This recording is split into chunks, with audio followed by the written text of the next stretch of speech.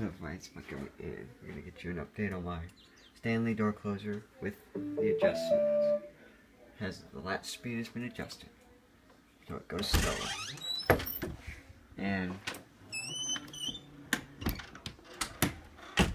the reason that I kept saying last video, I kept saying the door had some form of back check. What? Actually, it doesn't. Watch. See? What it does is the door arm into that arm rubs very slightly. Whoops. Hit the camera by accident. But it rubs against that, so I gotta raise the bottom. We'll go inside to an indoor view. And it opens all the way to the wall until far my door opens. Yeah, these are not, actually these aren't the right bolts I have.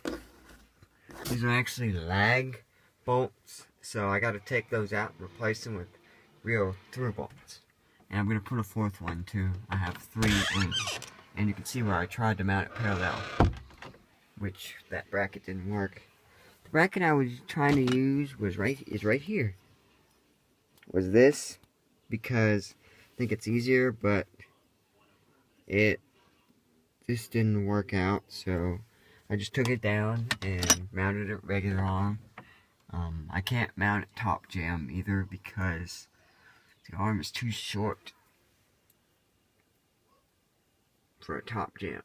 I was gonna try and mount it top jam, but the arm is actually too short for a T-J mount.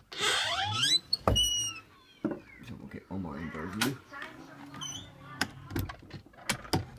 You can actually comment if you think I can adjust just the closure a little more than what it already is.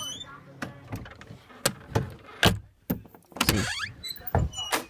It does that little pop right there.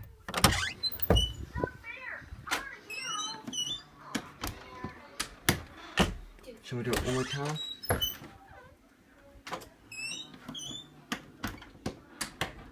So anyways, that's it.